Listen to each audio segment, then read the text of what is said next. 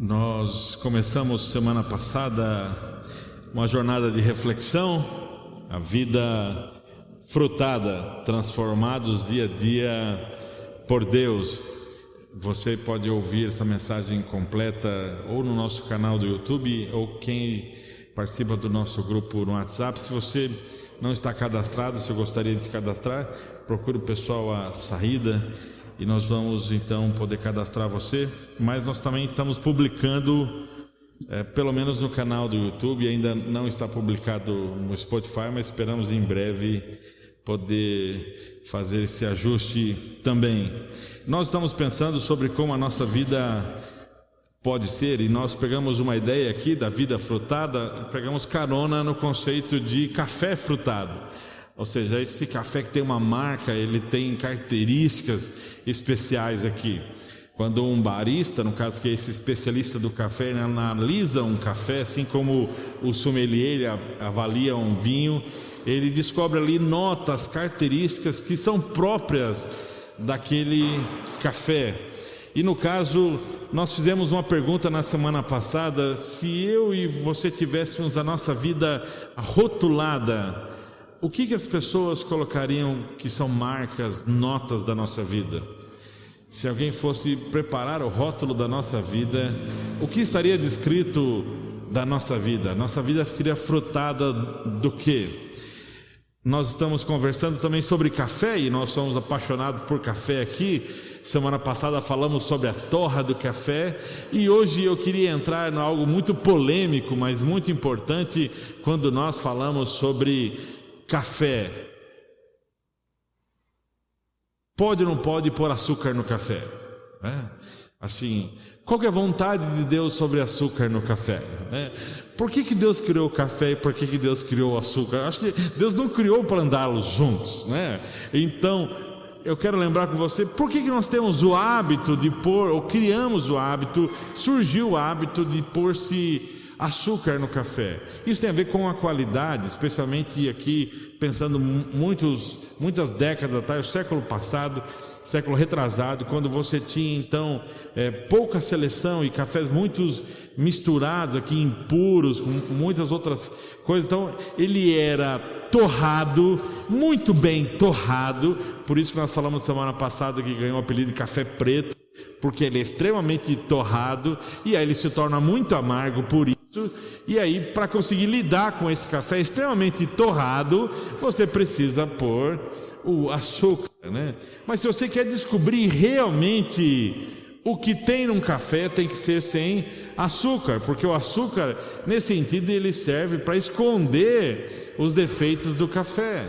Eu quero pegar carona nisso para lembrar que muitos de nós temos os nossos açúcares aí, ou seja, para esconder os nossos defeitos, a gente põe açúcar na nossa vida, a gente põe açúcar nos nossos relacionamentos, para conseguir lidar com o café preto, torrado, impuro que nós somos. Ou então a gente também precisa pôr um pouco de açúcar para poder lidar com o marido, ou seja, sem açúcar não dá para lidar com o meu marido, ou seja, eu preciso pôr um pouco de açúcar. Às vezes tem mais açúcar do que café para eu lidar com o filho que eu tenho, né? Ou lidar com a jornada, né? Então, para a vida, para lidar com essas situações, muitos de nós escondemos os defeitos, não temos coragem de tomar o café do jeito que ele é, porque ele é o que ele um bom café, um café selecionado, ou no nosso caso aqui, se você quiser ter essa experiência, a gente compra um café um pouco, não chega a ser um café gourmet selecionado, mas um bom café, não é um café de cincão, gente, um café de cincão o quilo, só com açúcar, gente, só com açúcar, mesmo os mais guerreiros aí, para tomar um café de cincão aí o quilo, não acho que você vai ter grãos ali especiais, maduros, colhidos na cereja, né, e que vão ter notas de alguma coisa. Vamos seguir então. Quando nós pensamos no café, nós pensamos na nossa vida, dessa vida que é frutada, dessa vida então que é desafiada por Deus. Nós escolhemos como base, como texto aqui, e eu vou fazer uma pequena revisão do que nós vimos semana passada, para poder entrar na jornada que nós temos Hoje eu quero lembrar com você o texto de Gálatas capítulo 5, Paulo então ele vai apresentar aqui essas notas que aparecem na vida de quem tem a vida frutada, essa vida plantada em Jesus, vive essa nova vida.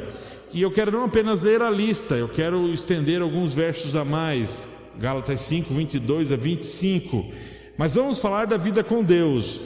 O que acontece quando vivemos no caminho de Deus? Deus faz surgir dons em nós, como frutas que nascem num pomar, afeições pelo outro, uma vida cheia de exuberância, serenidade, disposição de comemorar a vida, um senso de compaixão no íntimo e a convicção de que há algo sagrado em toda a criação e nas pessoas. Nós nos entregamos de coração a compromissos que importam, sem precisar forçar a barra, e nos tornamos capazes de organizar e direcionar sabiamente nossas habilidades. O legalismo não produz nada disso, apenas atrapalha. Para quem pertence a Cristo, seguir o próprio caminho e deixar para depois as necessidades dos outros são atitudes que ficaram cravadas na cruz. Já que a vida do Espírito é o tipo de vida que escolhemos, convém lembrar que isso não é apenas uma ideia ou um sentimento no coração. Suas implicações devem ser realidade em cada área da nossa vida. Isso significa que não devemos ficar fazendo comparações como se um fosse melhor que o outro. Nós lembramos semana passada essa oração feita por John Stott. Ele fazia isso a cada manhã e ele dizia: Pai Celestial, oro para que nesse dia eu viva em Tua presença e lhe agrade cada vez mais. Senhor Jesus, oro para que nesse dia eu tome minha cruz e lhe siga. Espírito Santo, oro para que nesse dia Tu me enchas de Ti mesmo e faça com Teu fruto amadureça em minha vida. Amor, alegria, paz, paciência, benignidade, bondade, fidelidade, longanimidade e domínio próprio. Nós conversamos semana passada, lembrando dessa distinção. Ele apresenta uma lista do que a nossa vida sem Deus produz, são as obras da carne, e do que é essa nova vida, e deixando claro que aqui nós temos o fruto do Espírito, não temos frutos do Espírito, nós não temos vários frutos, nós temos um único fruto, ou seja, essa obra de Deus em nós, esse operar de Deus em nós, é o fruto do Espírito, ou seja, o que acontece com a minha vida por essa operação de Deus em mim. É importante lembrar disso, que o fruto é algo externo daquilo que já aconteceu internamente. Por isso que uma planta viva dá fruto. Onde há vida, há fruto. Uma árvore que está viva dá fruto. Uma árvore morta não frutifica. Nós lembramos a distinção aqui de que Deus nos dá dons espirituais para que a gente possa servir os outros. Nos dons espirituais é Deus através de nós. O fruto do Espírito, essa mudança do caráter, é Deus em nós. Nós lembramos aqui que Paulo não apresenta uma lista de vícios que nós temos que não fazer e virtudes que nós temos que fazer. Paulo está dizendo, você precisa prestar atenção, não se esforce para não fazer e se esforce para fazer. Não é isso. O que Paulo está dizendo para mim e para você é que há uma origem sobrenatural, há algo que faz nascer isso que é sobrenatural, que é o Espírito de Deus. Há um crescimento que é natural. Esse crescimento por si só ele vai acontecer. E há uma maturidade natural aqui, gradual desse fruto. Ou seja, quem de nós aqui já caminha com Jesus, já experimentou a graça, o amor de Deus há mais tempo, já deveríamos revelar mais dessa maturidade do que quem está se aproximando de Jesus agora. Ou seja, essa maturidade que é gradual. Se eu já conheço Jesus há muito tempo e a minha vida não revela, o meu rótulo não traz essas notas, eu tenho que me perguntar, porque não é algo automático, por que o fruto do Espírito não tem sido revelado na minha vida? Quando nós conversamos semana passada, nós falamos sobre amor. Paulo começa por essa nota: quem tem essa obra de Deus em si passa a amar. Quem tem essa obra de Deus na sua vida revela isso, no seu rótulo está lá, ele aprendeu a amar. E esse amor se revela em direção aos outros, é esse bem-querer do outro, sem interesse próprio. Esse é o primeiro fruto aí, a primeira marca desse fruto do Espírito em nossa vida. Agora, nós terminamos refletindo sobre o seguinte: se nós não produzimos o fruto, então qual que é a nossa parte nisso? Paulo nos diz, nós temos que cultivar. Eu não produzo o fruto, ou seja, eu não produzo café, o pé de café que produz café. Mas qual que é a minha parte nisso? Cuidar e cultivar esse pé de café. Esse pé de café cultivado, ele por si só, ele vai produzir. A minha vida vai revelar isso. Então, a questão não é se o Espírito tem capacidade ou não de me fazer amar. Mas por que ele não tem se revelado em mim? Porque eu não tenho cultivado. É a expressão que Paulo vai dizer, andar no Espírito. Quando Paulo fala assim, vocês devem andar no Espírito, ele não está falando vocês devem se mover no sobrenatural, vocês devem sair fazendo milagre, tendo visão, experimentando um monte de coisa maravilhosa. Isso não é a vida no Espírito. Isso é uma pequena porção da vida no Espírito. O andar no Espírito é esse cultivo diário. Ele está falando, é andar, é um contínuo. Eu ando e continuo andando. O verbo no grego é isso. Eu continuo andando. Não é aqueles impulsos que a gente tem de começar a correr, que eu corro um dia e depois só na próxima vez que isso cair no ano bissexto, né? Então assim, ele está dizendo, eu ando e continuo andando. Como é que eu faço isso? Eu pratico as disciplinas espirituais. Como é que eu cultivo essa vida no Espírito? Como é que eu ando no Espírito? Praticando as disciplinas espirituais. Ou seja, eu leio a Bíblia, eu oro, eu congrego.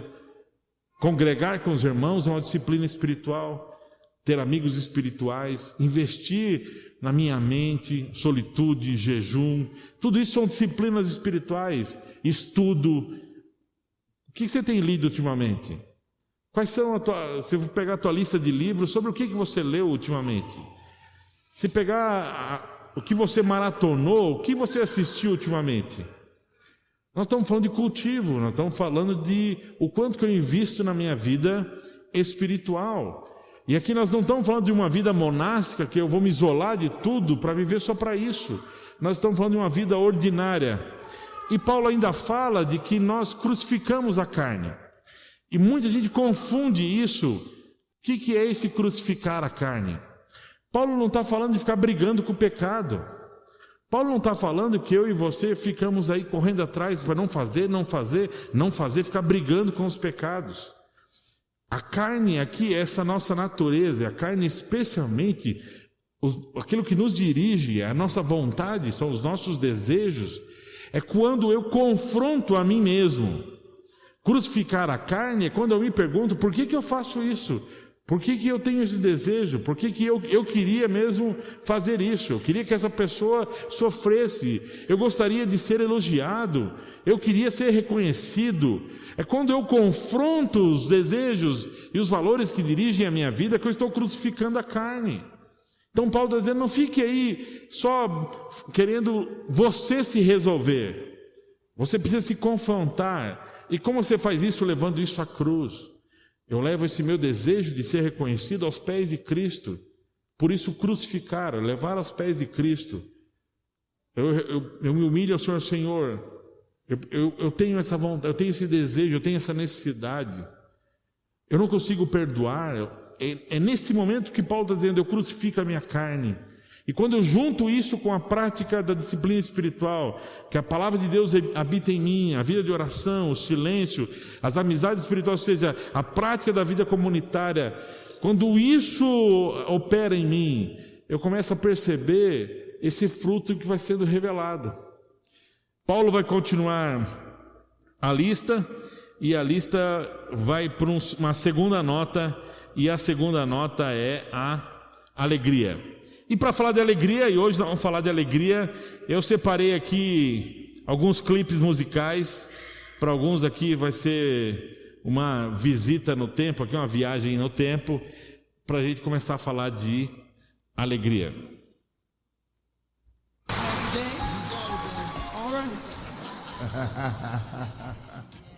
All right. Todos conhecem Ray Charles?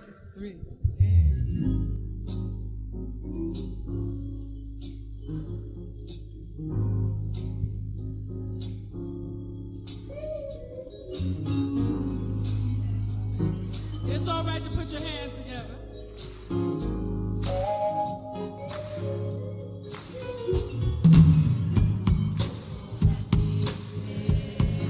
Nesse show ele está sendo acompanhado por um grande coral.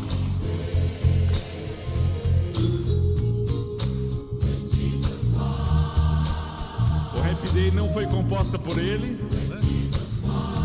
O Happy Day é considerado aí o hino cristão mais tocado, né? Que chegou mais longe nas paradas aí musicais, não apenas cristãs, mas no mundo todo.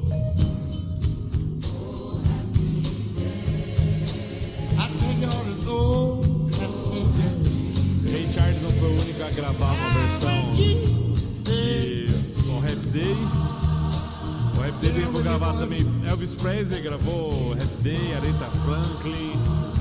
Aí músicos ao redor do mundo gravaram suas versões de Happy Day. Talvez você não conhecesse esse show, talvez você conhecesse essa versão aqui do Happy Day, que não é a versão original desse hino. Esse hino foi composto no século XIX por um pastor inglês. Ele é um hino muito tradicional, parecido com o que nós cantamos de Sou Feliz. Ele ganha essa roupagem no século passado. E aí, essa versão que nós conhecemos, que talvez você conhece por conta desse filme, né? Com certeza não poderia falar de Happy Day e não lembrar Sessão da Tarde, né?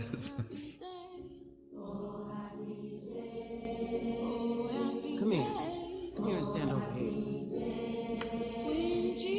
Nos Estados Unidos, muito comuns os concursos de corais. E havia coral de uma pequena igreja e eles não tinham condições de participar de um festival regional.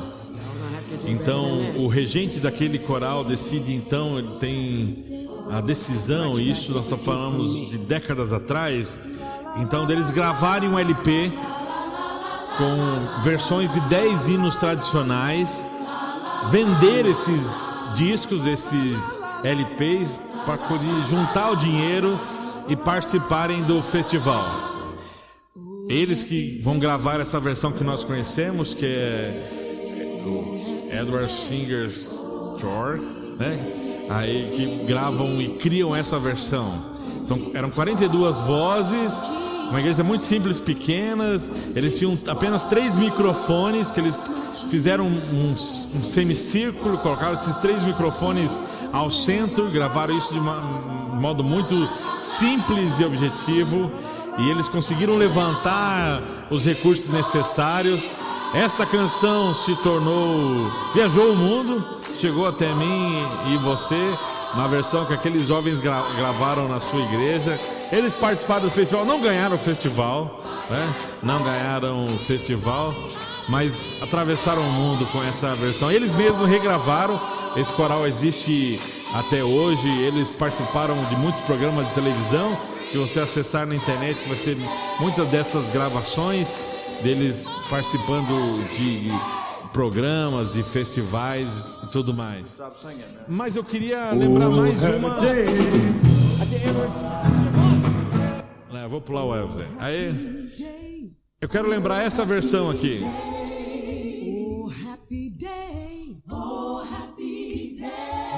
De uma igreja no Harlem, um dos principais corais gospel dos Estados Unidos. Yes, he did. When Jesus washed, he washed my sins away. Oh, happy day. Oh, it's a happy day. Oh, happy day. Oh, happy day. Oh, happy day. Do you know that it's a happy day? Oh, happy day. Oh, when Jesus washed. When Jesus washed. Oh, when he washed.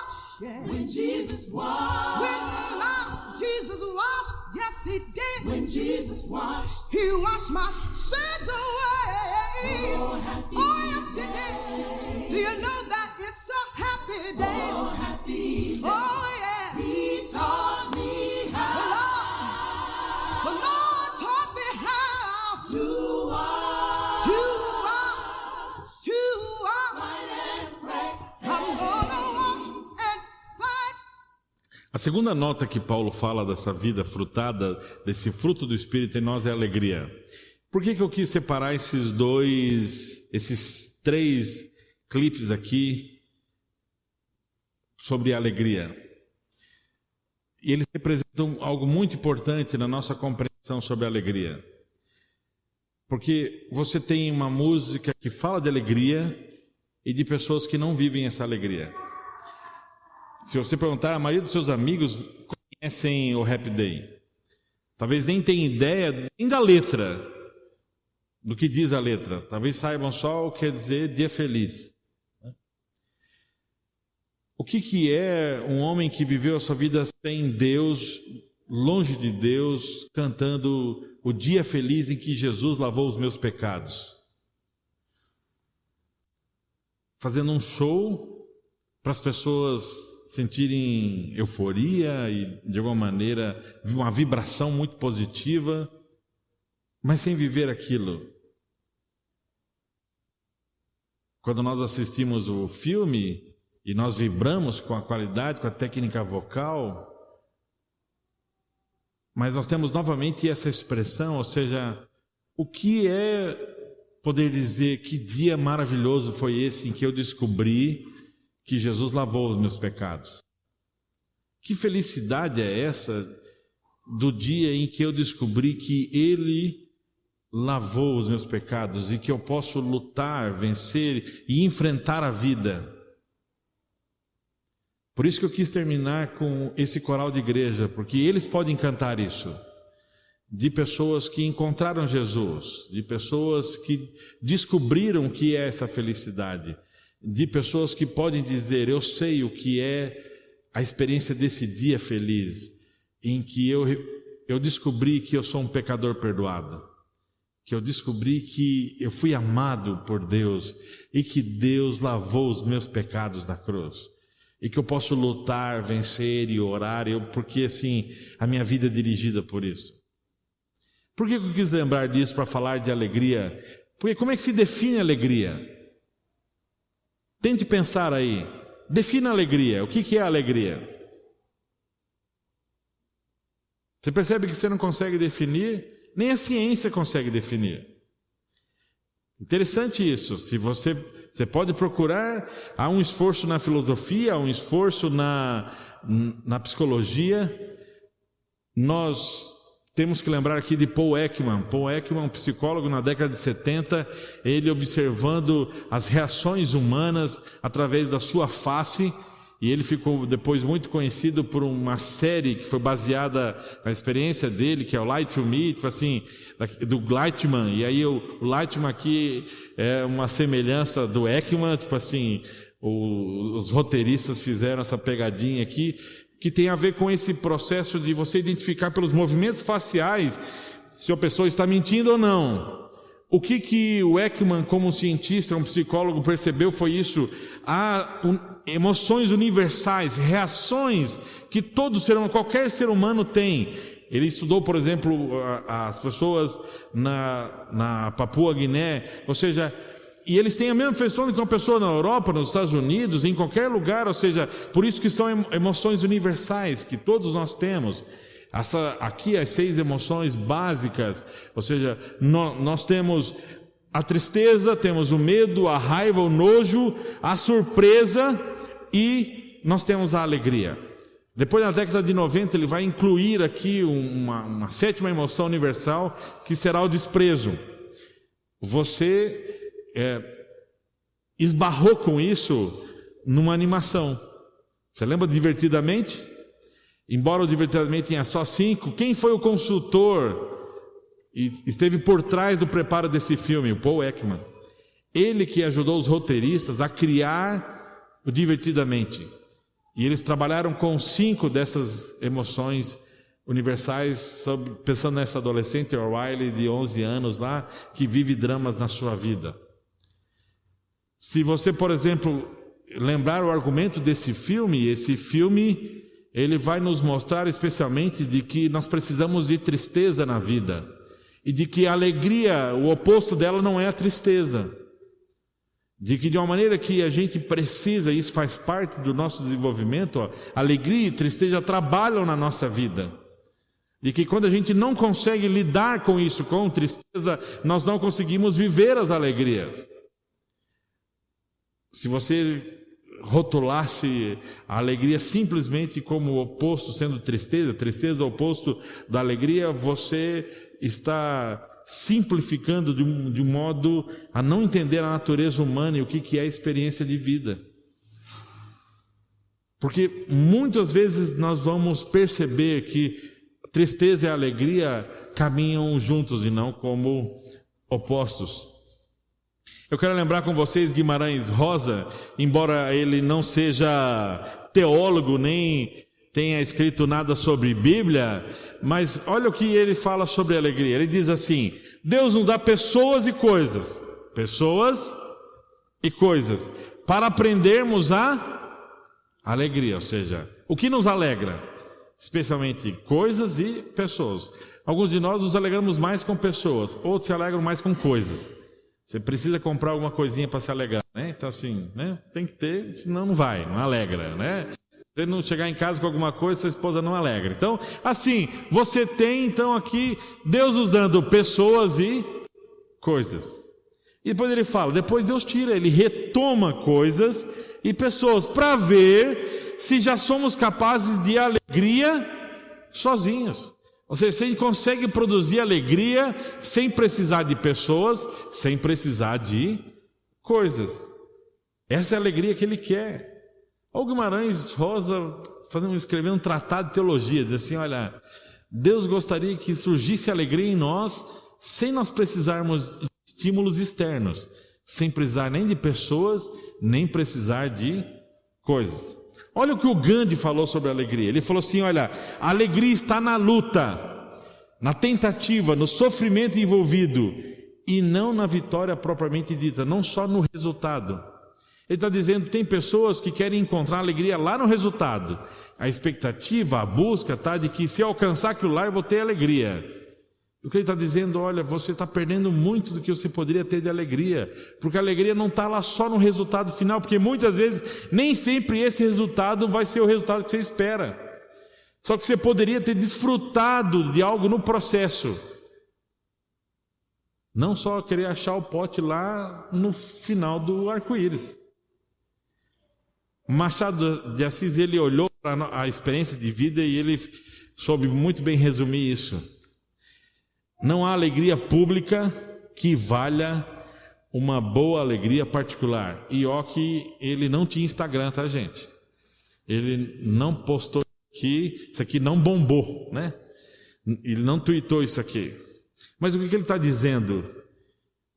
Quem consegue experimentar algo que não depende do público, das luzes, do holofote, descobre as verdadeiras alegrias.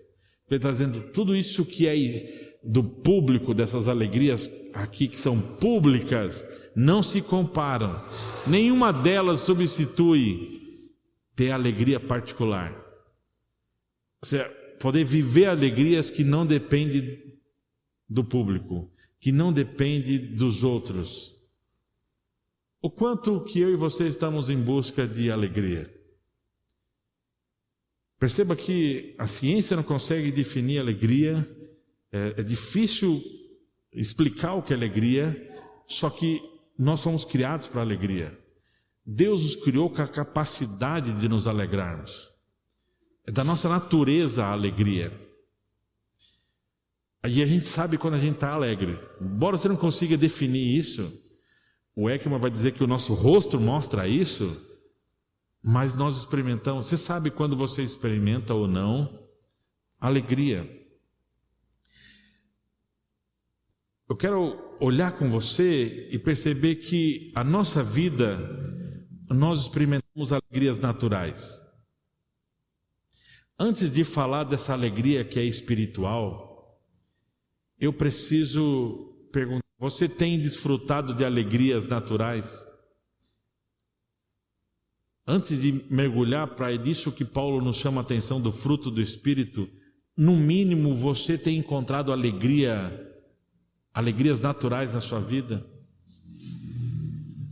Porque muitas pessoas, mesmo sendo cristãos, eles vão se deparar de que eu não estou vivendo a alegria do Espírito, não estou vivendo essa alegria da fé. Porque talvez você está doente e não consegue nem viver as alegrias naturais. Eu não consigo nem viver as alegrias naturais, nem alegria com pessoas, nem alegria com coisas. Hoje, o que tem alegrado você? Você está atrás de qual alegria? O que tem trazido para você satisfação? O que traz para você esse impulso, essa força positiva na vida? Nós estamos falando aqui de uma qualidade emocional, isso tem a ver com as nossas emoções. O quanto que você tem vivido isso ultimamente? Qual foi a sua grande alegria, a última grande alegria? Qual foi a sua última pequena alegria? Talvez você está correndo atrás de grandes alegrias e não consegue desfrutar de pequenas alegrias. A Bíblia vai nos falar muito de alegria, porque a alegria faz parte da nossa vivência. Esse texto de Neemias 8:10 é um clássico. A alegria do Senhor é a nossa força. Essas pessoas que estavam reconstruindo a sua vida e eles estão parando, estão vendo o que eles fizeram, e eles vão se alegrar e vão lembrar disso. Há um outro texto muito importante, que é o texto do Salmo, muito conhecido por nós, Salmo 30, versículo 5. Ou seja, você pode chorar a noite toda, mas a alegria vem pela manhã. O Eugene Peterson vai traduzir isso dessa forma: as noites em que os nossos olhos choram, elas abrem caminho para os dias de risada. Ou seja, nós vamos enfrentar a tristeza. A tristeza faz parte da jornada e nos conduz à alegria. Há um outro texto em que Paulo vai falar sobre a experiência que nós lidamos com os nossos erros, e ele vai dizer assim: Deus, eu quero sentir novamente a alegria da salvação, eu quero novamente sentir essa alegria que surge aqui dentro, e eu preciso dela. O Eugênio Pinto vai traduzir isso: me tira desse exílio, desse momento cinzento, ou seja, traz de volta algo novo para mim, sopra as minhas velas. O texto do Salmo 126, ele mostra um momento em que as pessoas estão lidando com uma crise, que eles têm em suas mãos as sementes, e aqui essas sementes elas podem ser usadas tanto para ser plantadas, como ela pode ser usada como alimento. Talvez muito semelhante do que é o recurso financeiro hoje, ou seja, eu posso usar esse recurso financeiro para desfrutar de algo, ou eu posso pegar esse recurso financeiro e investir em algo. Eu posso pegar esse recurso do tempo e desfrutar de algo, ou pegar a minha energia, a minha vida e investir em algo a longo prazo. Eles estavam vivendo isso, e eles tomaram a decisão de plantar. Eles veem a família aqui, ou seja, sem alimento, e eles decidem plantar, porque se eles apenas se alimentassem, esse alimento terminaria. Mas se eles plantassem, eles colheriam e teriam o alimento que eles precisavam por muito tempo. Por isso que o salmista vai dizer: as pessoas que tomam essa decisão de plantar, e é uma decisão difícil, a disciplina é difícil, abrir mão de desejos é difícil, mas ele vai falar: essas pessoas voltam com alegria. A expressão original diz assim, que eles vêm com os feixes, ou seja, aquela semente multiplicou e eles vêm com feixes aqui da colheita, ou seja, você volta colhendo daquilo que você plantou. Alegria disso, alegria desse processo em que sua alma se envolveu. Não há como falar de alegria na Bíblia e não lembrar das palavras de Paulo, a carta que ele escreve à igreja de Filipos, que é considerada essa carta da alegria. E ele, na primeira parte, ele vai falar assim, que observar a alegria na vida das pessoas é renovador. Quando a gente observa a vida das pessoas, perceba isso, como isso produz uma mudança em nós. Você tem se alegrado com outras pessoas? Você consegue se alegrar percebendo vitórias, avanços, mudança em outras pessoas? Eu quero ler com você o que Paulo escreveu para a igreja de Tessalônica, 1 Tessalonicenses 1, 5 a 6. Vocês prestaram atenção em nosso comportamento e se decidiram por viver da mesma maneira. E ao nos imitar, imitaram o Senhor. Ainda que muitas tribulações acompanhassem a palavra, ou seja, o pregar a palavra, vocês conseguiram desfrutar a alegria proveniente de quem? Do Espírito Santo, aceitando a tribulação com alegria, e alegria com tribulação. Lembra que eu lembrei? Falei assim, existe uma experiência aqui de que não há um oposto de tristeza e alegria, de problemas e alegria, porque se você torna a alegria, a sua vida não ter problemas, você não vai desfrutar a alegria. Paulo está dizendo, vocês conseguiram imitar a nosso estilo de vida, o que o Espírito opera em nós, e vocês conseguem encarar as tribulações com alegria. Vocês conseguem enfrentar os momentos difíceis com alegria. Por que isso? Por que está lembrando disso? E eu quero trazer mais um texto aqui, o texto de Colossenses capítulo 1, versículo 9 a 14. Paulo está escrevendo, e eu faço questão de lembrar muitos textos, porque eu quero trazer isso para a sua memória. A alegria é um assunto que percorre toda a Bíblia. E se é um assunto que percorre toda a Bíblia, é um assunto importante para mim e para você.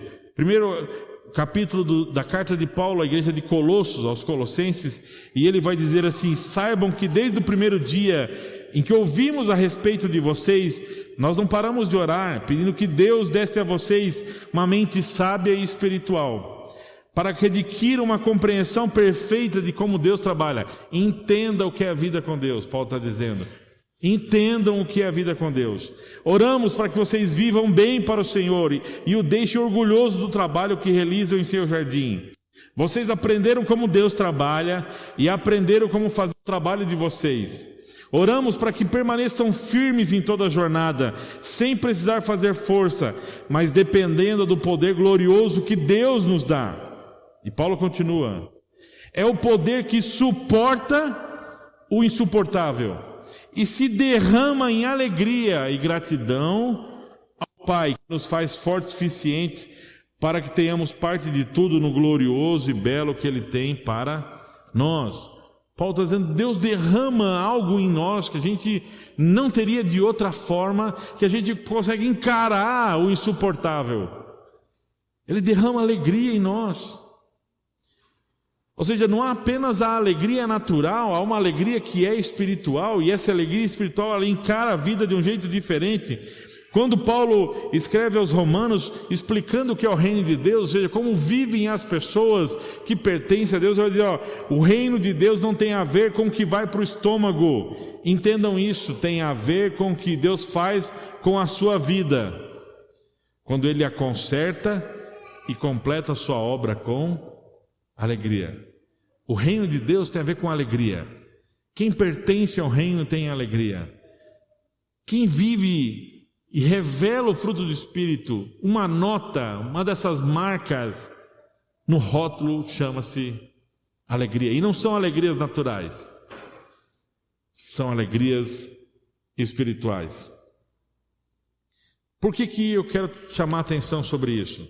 Porque todos podemos experimentar alegrias naturais, mas somente o Espírito nos concede alegrias espirituais.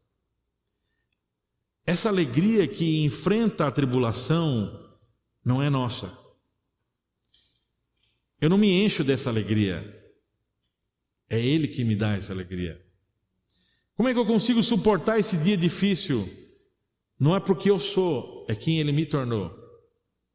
É que Ele faz em mim. Quando chega esse dia difícil, eu percebo, tem um movimento dentro de mim, tem um impulso dentro de mim, tem uma força em mim, que se chama alegria. Não sou algo que eu conquisto, não é algo que eu treino, é o Espírito de Deus em mim. Quando nós compreendemos isso, que há uma alegria natural e há uma alegria espiritual, nós podemos fazer o seguinte teste. Nós dependemos de circunstâncias para que a gente experimente de alegrias naturais. Seja pessoas, coisas, vitórias, momentos.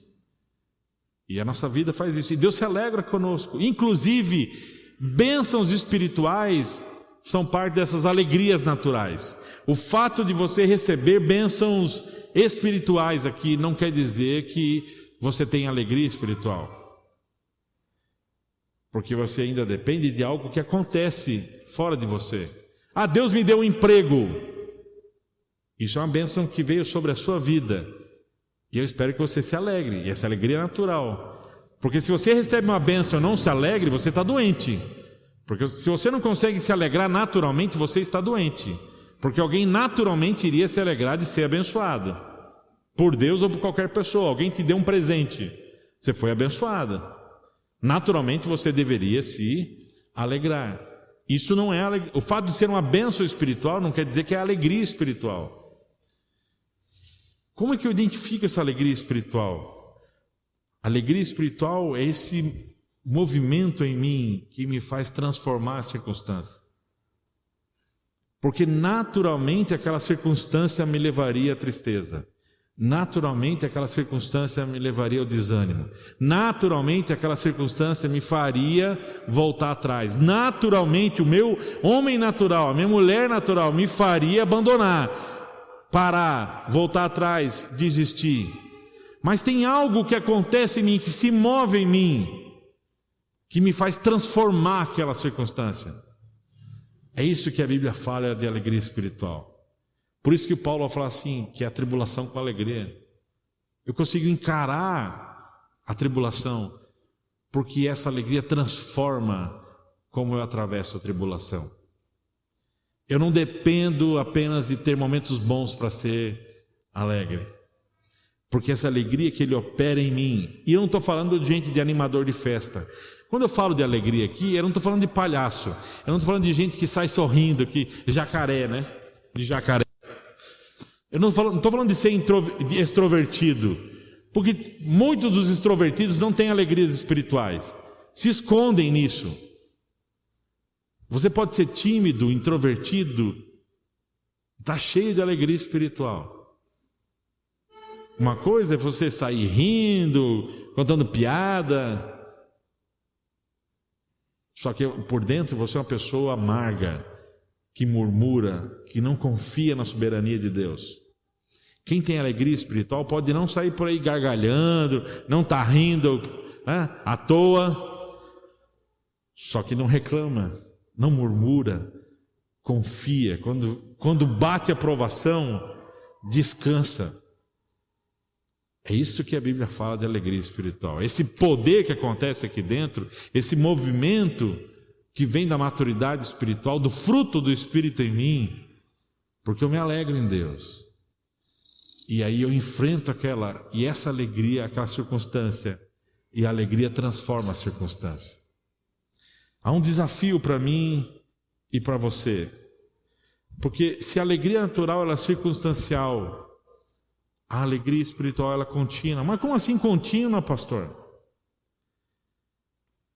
E eu quero lembrar com você as palavras de Jesus em João, capítulo 15, o versículo de número 11. Percebam que Jesus disse para os seus discípulos, Ele disse para mim e para você, estou dizendo essas coisas com propósito. Ele está dizendo que Ele ia para Deus e Ele enviaria o Espírito Santo. Por que eu quero que vocês entendam isso? Jesus está dizendo, eu tenho um propósito de deixar claro para vocês que vocês vão receber o Espírito de Deus.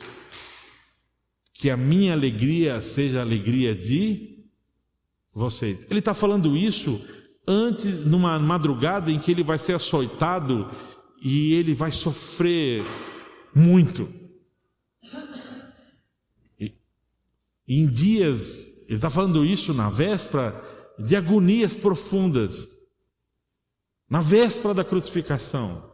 Então, que alegria ele está falando? Ele está falando isso na véspera de um momento em que ele vai chorar sangue, vai transpirar sangue, de angústia diante da morte.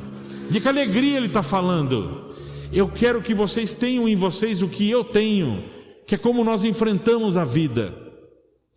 Aí a alegria de vocês vai amadurecer. Eu não quero que vocês sejam animadores da vida, que vocês, onde vocês cheguem, vocês sejam os palhaços. Não. Eu quero que vocês sejam pessoas que podem enfrentar qualquer circunstância da vida, porque vocês não dependem das circunstâncias da vida para ter alegria, porque a alegria habita em vocês. E essa se chama o Espírito de Deus. Por isso que ela é contínua. Por isso que a alegria espiritual era contínua, porque ela habita em nós. Ela é fruto do Espírito. Quem opera em mim, em você, quem faz esse mover em mim, em você, é o Espírito de Deus. E aí nós voltamos nessa fórmula simples. Por que eu não tenho experimentado de alegrias espirituais? E aí eu pergunto, você tem cultivado sua vida espiritual? Você tem crucificado sua carne? Quando eu crucifico a minha carne, você consegue descansar na soberania de Deus? Jesus confiava na vontade de Deus. Jesus deu exemplo disso, que ele obedecia a Deus e confiava no que Deus... Ele obedecia a Deus, ele confiava no que Deus estava pedindo para ele. Você tem enfrentado os valores e as crenças que dirigem sua vida para que você descanse na soberania de Deus, que Deus está no controle de todas as coisas? Ou você precisa ter o controle de todas as coisas? Enquanto você não consegue crucificar isso, você vai ficar lutando e não consegue experimentar de alegrias espirituais. De quando tudo se perde à sua volta, há uma alegria assim: eu pertenço a alguém que tem tudo em suas mãos. Eu pertenço a alguém que é soberano. A minha vida está nas mãos dele. A nossa vida é transformada. O convite dele para mim e para você não é que a gente corra atrás de alegrias. O convite dele: corra atrás de mim. Se encha de mim. Por isso que Paulo vai dizer: Deus, restaura de novo em mim a alegria da minha salvação, ou seja, do meu relacionamento contigo, de pertencer a você. Restaura em mim eu poder cantar isso de verdade. Que dia feliz que eu descobri que eu pertenço a esse Deus, que Deus me amou e Ele perdoou os meus pecados e Ele colocou o Espírito dele em mim. Quando eu lembro disso, eu falo assim, eu consigo enfrentar o que for necessário, sejam tribulações em casa, fora de casa, econômicas, materiais, saúde, seja o que for. O convite de Deus para mim e para você é que a gente desfrute de alegrias naturais, porque Ele espera que eu e você possamos alcançar isso. Mas Ele tem para nós mais do que alegrias naturais. Ele tem para nós alegrias espirituais. Mesmo que faltem as alegrias naturais, não nos faltará alegria espiritual. Aí nós vamos entender as palavras do profeta Abacuque, quando ele ora no final das suas profecias. O povo estava se afastando de Deus, vivendo para si mesmo, correndo atrás de conquistar a sua vida, de viver a vida do seu jeito e de poder colocar a vida em ordem e correr atrás de si mesmo.